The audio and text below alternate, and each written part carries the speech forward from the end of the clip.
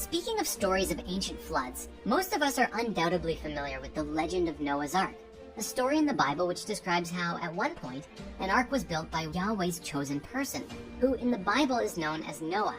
However, the character of Noah was most definitely inspired by, based on, or perhaps even translated from, a much older tradition of flood myths that had been in circulation for thousands of years before the writings of Genesis. If we look to older writings, we find very similar stories written about in at least 3 different versions from the Mesopotamians alone. These older Noahs are known as Ziusudra, Utnapishtim, and Atrahasis respectively, each being a part of their own story, expanding upon one another and giving us a fuller picture of the whole narrative. In the 19th century, Assyriologist George Smith translated the first Babylonian account of the Great Flood, which sparked great interest in the topic, as many believed at the time that the text acted as external proof of the events of Genesis. Consequently, countless other so-called flood myths were unearthed and eventually translated. The most well-known of the flood myths of Mesopotamia are found in a few sources: the Akkadian Atrahasis epic from 1800 BC, the Eridu Genesis and the Sumerian king lists, featuring Ziusudra as the last human king before the deluge, and finally, the Epic of Gilgamesh around 700 BC, featuring Utnapishtim, which is largely regarded as being the closest in structure to our story of Noah in Genesis. Now, each tale is slightly different, given that each writer wanted to emphasize different aspects of the stories, but the overall narrative is mostly the same. In the Epic of Ziusudra, we begin with the creation of the world and humans, but the middle section is unfortunately lost, with the final fragment telling us that the gods have decided to destroy the world. In this version, we don't know why the flood is being sent, but Enki proceeds to warn Ziusudra to build an ark to help survive the deluge. In the later Epic of Gilgamesh, we learn that the Anuna Enlil sent the storms because humans had become too noisy, which could be speaking to humanity growing out of control. In this rendition of the tale, the Noah character, Utnapishtim, is then tasked by Enki to abandon his worldly possessions and create a giant ship to be called a preserver of life. It's very interesting then to see how much earlier established myths and even gods were incorporated into the narrative of the Old Testament under the guise of Yahweh or Adonai.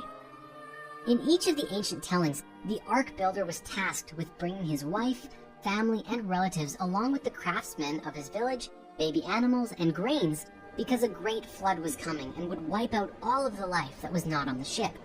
What's particularly interesting to us concerning this flood myth is that a great deal of historical and geological information shows us that this was an actual event which possibly took place between roughly 13,000 and 8,000 years ago, when the ice caps rapidly began to melt and flood the earth, wiping out a great deal of life and drastically changing the landscape. We can actually see this in our history today. Even a quote from Live Science states, "About 13,000 years ago, more than 3/4 of the large Ice Age animals, including woolly mammoths, mastodons, saber-toothed tigers, and giant bears, died out. Scientists have debated for years over the cause of the extinction, with both of the major hypotheses, human overhunting and climate change, being insufficient to account for the mega die-off." That said, there is still considerable debate over when a deluge event occurred. Excavations in Iraq have revealed evidence of localized flooding at Shuruppak and various other Sumerian cities. A lot of other Sumerian cities display evidence of flooding on a large scale, but they are all from different periods. Modern consensus argues that flooding in the wake of the last glacial maximum are what inspired the ancient flood myths around the world, with the geography of Mesopotamia being drastically changed by the filling of the Persian Gulf after seawaters rose following the last glacial period. Some authors have even postulated that stories of a great cataclysm were ancient cultures' ways of explaining the early Bronze Age collapse and transition to more urbanized societies around 2900 BC.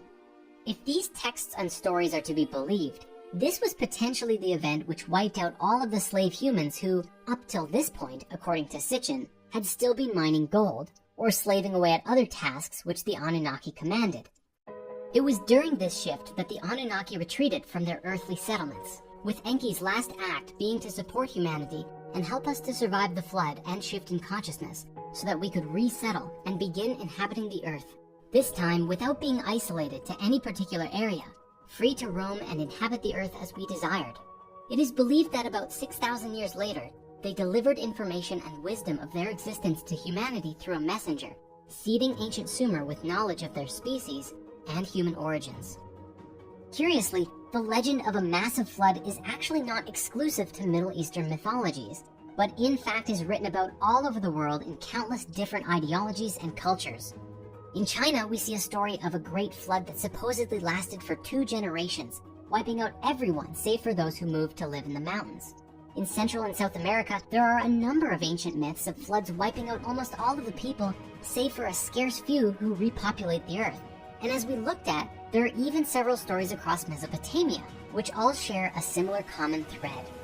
We actually don't have enough time in this singular video to explore all of the flood myths of the world, because we would probably be here for hours just on that one topic alone. Generally, in most of the flood stories, it is the gods, or a specific god, who brings the flood to wipe out humanity, either to start over, or because we have displeased them somehow. For those interested in really diving into the various accounts, however, Graham Hancock has explored the world flood myths to an exceptional detail in his book, Fingerprints of the Gods, which again, we highly recommend reading.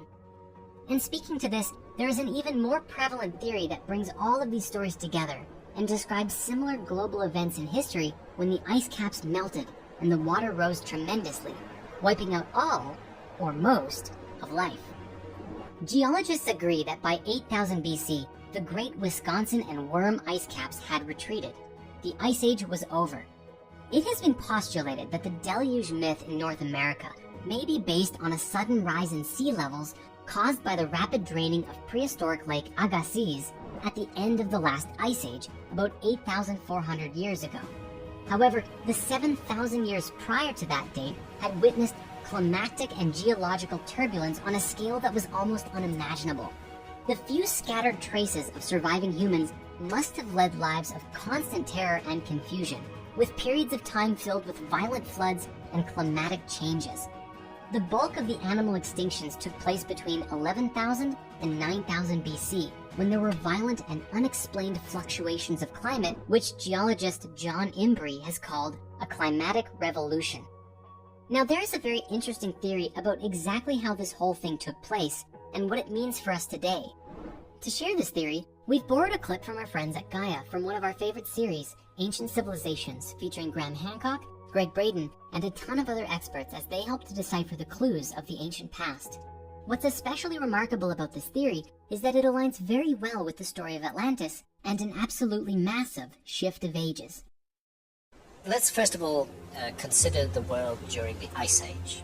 Everybody's heard of the Ice Age. What was the Ice Age?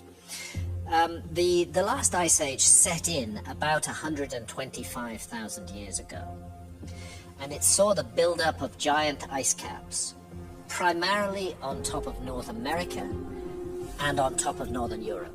Exactly why the Ice Age happened is still a subject that scientists argue about. But it's not in dispute that an ice cap 2 miles deep sat on top of North America and a huge area of Northern Europe, that same 2 mile deep ice cap. It reaches its maximum extent about 21,000 years ago. The temperatures are warming almost actually to modern levels, and the ice is beginning to disappear. And then suddenly, 12,800 years ago, really suddenly, literally overnight, everything changes, and the Earth is plunged back into a massive deep freeze. This is a time of huge extinction of species are wiped out. The new evidence that is providing coherent sense to this is called the Younger Dryas impact hypothesis, and it has been put forward by a large group of mainstream credentialed scientists. And what they've said is that they have found evidence which suggests the Earth was hit by several fragments of a comet.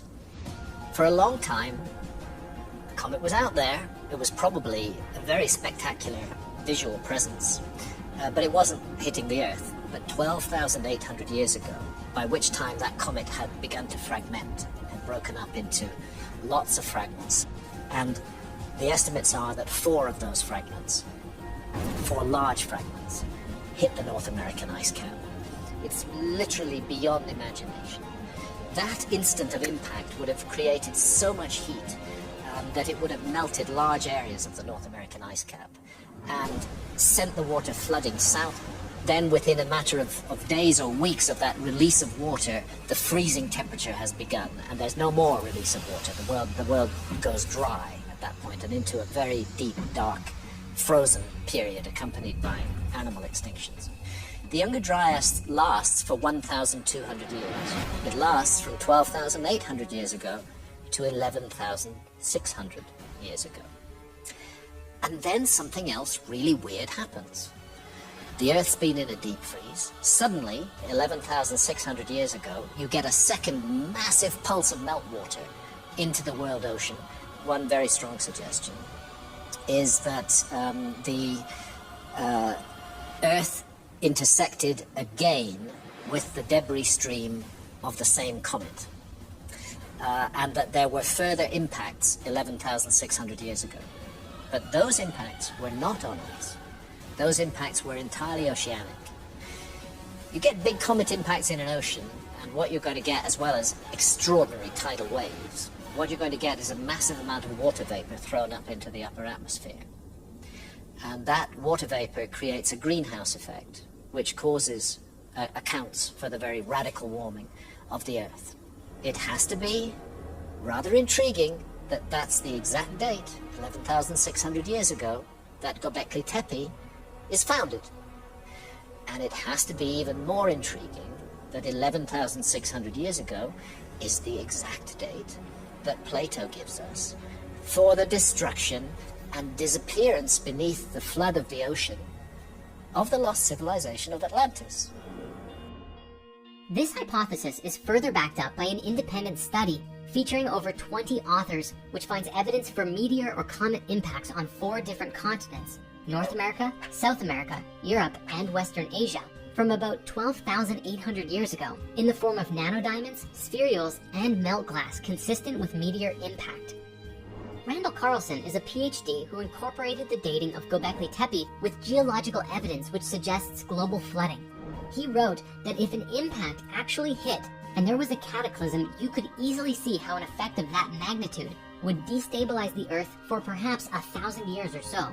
It's after this window of time that the Younger Dryas geological records shows an abrupt change in climate that we date Göbekli Tepe. But you see, this is not where the expedition ends in the search for answers about the Great Flood, as Graham Hancock has also put forward even more information in his most recent book, America Before. His new work focused on various kinds of evidence from the Americas, mostly from the mound-building cultures of the Mississippi River Valley, and exploring the sacred geometry of the Amazonia, bringing to light some connections that seem to indicate that the occupation of the Americas was much earlier than is currently thought, and even appears to share some common concepts in ideology to that of the ancient Egyptians. Now, before we go any further, we should point out that the occupation and colonization of the Americas is a hugely controversial topic, and has been described as one of the most agitated, fierce, and fruitless debates in modern archaeology. In fact, there are sites such as the Bluefish Caves and the Old Crow Flats which demonstrate human habitation in the Americas thousands of years before previously thought, and thus were met with fierce scrutiny. So it's no surprise that Hancock's work is often met with instant rejection. Now, Graham theorizes that a precursor civilization, which he argues were found in the Americas, were wiped out by global flooding, and the survivors of which helped to seed later mythological stories. This idea is made even more interesting by the evidence of dramatic sea level rises during or just before the Younger Dryas. In a nutshell, around 12,900 years ago, the world was warming up from the last glacial maximum and becoming increasingly habitable when a comet entered our atmosphere and broke into several major fragments, many of which impacted the North American ice sheets. The tremendous impact of this comet hitting the Earth would have caused a few key things to happen. First, we would have seen a large amount of freshwater flooding into the lower coastal lands and entering the oceans, disrupting the natural ocean currents and raising the sea levels. Second, we would have a tremendous amount of steam shooting into the atmosphere, along with smoke from any fragments that didn't land in ice, and starting fires upon impact. All of this together would block out the sun for a very long time, and this causes a sudden drop in Earth's temperatures. This is exactly what we see happen by climate graphs of that time period. This rapid drop, followed by 1,000 years later, the rising of Earth's climate. To date, no scientific or geological hypothesis comes close to answering the mystery of what caused the spike closer than the comet impact hypothesis. Graham even suggested that if this were to have happened, it's possible that parts of the giant ice sheets, these massive glaciers, could have broken off from the main mass and slid across the Earth slowly. If this was to happen, it would have destroyed anything that it slid over, ultimately leaving us with no record or even ruin of any civilization that might have been there before. Now, this is where things get very interesting, because while things line up very well with the impact hypothesis, there's also evidence that in the last 1,000 years leading up to this event, we also see a sudden shift in sea levels caused by something called meltwater pulses, where sea levels could rise up to 25 meters over the course of about 400 years. This long, slow, and gradual event would have definitely brought people more inland for sure, but it would have taken some time to happen. The key difference here is that with the Younger Dryas ice sheet, we are seeing a sudden drop of temperatures in a very short amount of time in contrast. Seriously, today we are worried about a climate change of only a few degrees, but based on data from the Greenland ice sheet, the Younger Dryas period dropped about 4 to 10 degrees Celsius in the space of a few decades. There are alternative theories. However, the presence of the nanodiamonds and impact sites really seem to indicate that the comet is the most likely outcome. Other theories include ideas such as the Earth being hit by a solar flare, causing the ice sheets to begin melting, which still disrupted the ocean currents and subsequently caused the temperatures to drop as a result. And along with this, there's another theory that suggests mega meltwater avalanches that could be generated on the surface of a continental ice sheet and produce fast-moving waves of water nearly 100 meters high, traveling at 900 kilometers an hour, crashing into the world and destroying everything in its path. Again, these are all theories, so make sure you do your own research if you really want to go down that rabbit hole. Ultimately, all of these ideas, along with all of the data that we have from the Younger Dryas period, suggests that there was massive flooding and definitely would have been experienced by humans living at that time as catastrophic. Now, since research into all of this is still ongoing, there are still many mysteries to be revealed about this event. Naturally, with sea levels rising, the lower coastal lands are the first to be submerged, and anyone living and hunting there would have been submerged with it, similar to how Doggerland was submerged around 6,200 BC in Europe. Any humans who survived such cataclysmic events would have had it ingrained in their cultural memory that would have been passed through oral tradition into later civilizations. If this event really happened, it most certainly would have contributed to the mass extinction events that we see in history, and in extent, paved the way for the host of flood myths on every continent. And the last thing I'd like to speak on concerning the Younger Dryas impact is this. Generally speaking, the Younger Dryas impact is believed to have taken place about 12,800 years ago, which, returning to this chart, shows us when we see this sudden and sharp drop in global climate. However, there is very little conversation about what this other spike is, known geologically as the Bowling-Alerod period, which takes place just before. It's true that when we look at the last 1,000 years before the Younger Dryas, we see phenomenal climate changes as well, but there is very little evidence about what caused it, and most theories about how this could have been caused are problematic or inconclusive. The standing theory at the moment is that warm ocean currents deep in the North Atlantic abruptly released into the colder water above it, warming the waters and causing ice sheets to break off from the glaciers. While this is the prevalent theory, many others simply remark that it's just climate change, which seems to be another way of saying, well, we don't quite know for sure. Yet, if this is just a result of natural climate cycles, then that certainly brings about a much different perspective on climate change today. So that said, we have a few ideas about this on our own, because to us, this looks like a connected event. It looks like the Earth may have been going through some natural warming on its own, but that something caused temperatures to spike up and then suddenly drop.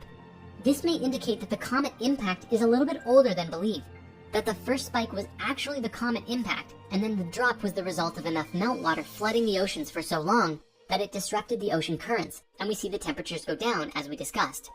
Another possibility is that the first spike was the solar flare that we explored previously, which may have triggered a radical lifting of the Earth's temperatures, causing the ice to melt, flooding the oceans and disrupting the currents. If this is true, then perhaps a comet is not necessary in the equation.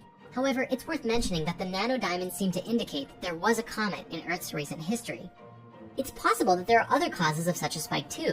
If we look to ancient India, we find stories of the Astra or the Brahmastra superweapons that sound a lot like nuclear explosions. What's more interesting is that we actually find evidence of ancient nuclear weapons use, or at least evidence that seems to suggest that the stories are more than just myths and legends. However, before we can explore and discuss these superweapons, or where they fit into our ancient past, we must return to the subject of Göbekli Tepe.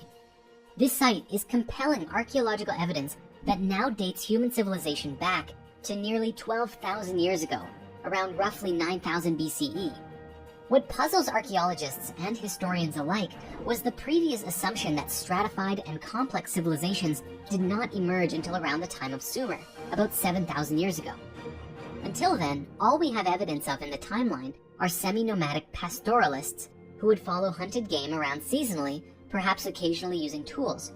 Instances of monumental architecture are extremely rare, even though we have cases such as Cahokia in the Mississippi River Valley and a supposed city of hunter-gatherers. The general consensus is a distinct lack of the social organization required to build and maintain complex ritual sites. Even more interestingly, the timeline arguably lines up with a certain theory about the date of the construction of the Sphinx in ancient Egypt. Robert Schoch is responsible for identifying what he believes are wear patterns on the Sphinx that he has labeled as water erosion. But there were no great storms in ancient Egypt 4,000 or 5,000 years ago. But if you go back 12,000 years ago, there was heavy rainfall in that region, where in the Holocene, the region was much greener and wetter than it is now. Now, the Sphinx erosion theory was met with great skepticism. Dr. Zahi Hawass, head of the Egyptian Board of Antiquities, said at the time, "Of course it is not possible for one reason. No single artifact, no single inscription, or pottery, or anything has been found until now in any place to predate the Egyptian civilization more than 5,000 years ago." This was a common belief back then, since the earliest signs of megalithic construction were only 5,000 years old. But the discovery and dating of Göbekli Tepe proves that structures were being built around 12,000 years ago in one form or another. While a lot of work has been done to try and disprove the Sphinx water theory, such as limestone analysis and contextual orientation, what if there really was something even more ancient about the Sphinx? The Sphinx has fascinated people since Cleopatra's times. There are inscriptions from as far back as Ptolemaic Egypt of excavations unearthing the Sphinx in the search for hidden passages. And even today, the mystery of the Sphinx persists. We have no idea what it is, what it's for, and there is nothing we have found that's like the Sphinx at Giza. Who built it? Why? How? Mainstream academics believe it was built in the time of Khafre, based on the likeness of the head and similarity of the temple of the Sphinx, but other anomalies persist. The most basic mystery regarding the Sphinx is how it's missing from the Egyptian records. Egyptians loved to write hieroglyphs. We have writings talking about the purchasing of materials and construction of pyramids, divorce records. There's even a record about how one day there was a woman disgruntled by a piece of bread who tried to fight the traitor. Seriously, meticulous records, including records for all of the temples. Yet no records exist from ancient Egypt about the building of the Sphinx. They just don't exist. Not a single word about it in the written records. One thing we do know from an inscription on the ancient Egyptian artifact, the Dream Speller, is that the pharaoh Khafre, who today many believe built the Sphinx, claims that he himself discovered the Sphinx buried in the sand and had his temple built around it. Not only that, but the Sphinx also lines up with the sun for the spring equinox, and the constellation housing the sun circa 5,000 years ago is Taurus. But 9,000 BC, or 11,000 years ago, we see Leo in the sky, which may be another clue as to when the Sphinx was actually built. Despite the discovery of Göbekli Tepe, Robert Schoch's erosion hypothesis, and the constellation alignment, not to mention with the Sphinx's construction missing from the records, many modern scientists remain skeptical and critical of these arguments. While we will admit, if it was just one anomaly, maybe it would seem like a pretty crazy idea. But when you put all of the anomalies together, they do seem to add up. All of the evidence we have explored was known about before Göbekli Tepe was discovered. But most scientists argued that it was preposterous, since no other megalithic sites were made this far back. But thanks to the discovery of Göbekli Tepe, the idea that the Sphinx is older than we thought is starting to be thought about more often. The construction of Göbekli Tepe would then be attributed to survivors of the catastrophe who passed on their advanced knowledge to human tribes set back from the massive natural disaster. This is especially made curious by the legendary carvings of the handbags of the gods. You see, all over the world we find these images of gods holding what looks like a bag, and there is a carving from Göbekli Tepe featured on Pillar 43, known as the Vulture Pillar, dating nearly to 9000 BCE, which shows a similar handbag-like image. It has left many to ponder their connection, and some even believe that the handbag is a sign of the gods bestowing the seeds of knowledge of civilization to humanity. What's more amazing is that Göbekli Tepe is located at the south of Turkey, inside of the Fertile Crescent, the place where agriculture is believed to have been invented 10,000 years ago. Could those handbags be a clue to bridging the gap between a lost civilization and the world we have today? Göbekli Tepe raises a lot of questions to the established history and archaeology of the time. The Great Extinction, evidence of flooding, great climate change, and structures way ahead of their time all seem to be pointing to a single earth-shaking event around 12,000 years ago. And its time of origin lines up with many significant events and mysteries present in our timeline so far.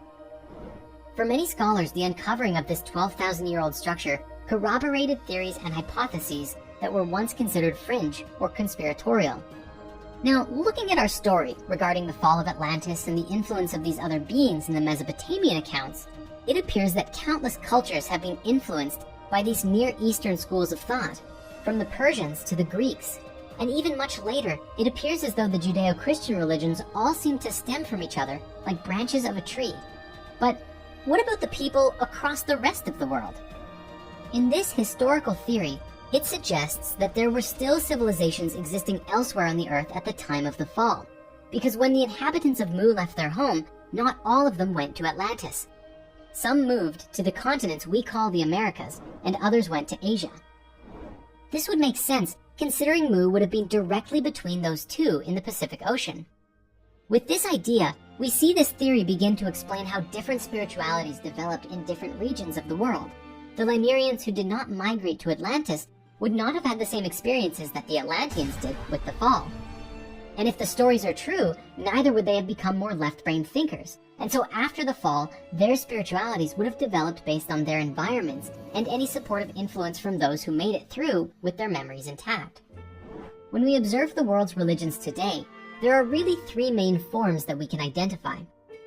Firstly, we have the Western faiths, which are generally the Abrahamic ones, Judaism, Christianity, and Islam, but which relate with the Greek, Persian, and Egyptian mystery schools from thousands of years prior.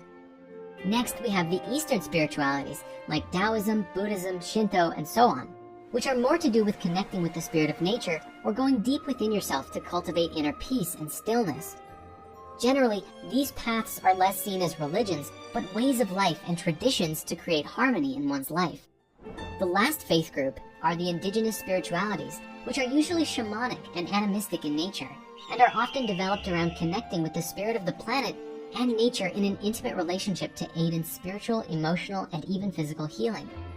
Now, we understand that there is an incredibly massive number of spiritualities on this planet, and I'm not trying to oversimplify or generalize the diversity here.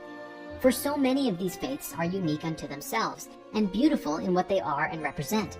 Nevertheless, we can see this pattern of location and influence across time in how these different faith groups emerged, bringing us to where we are today.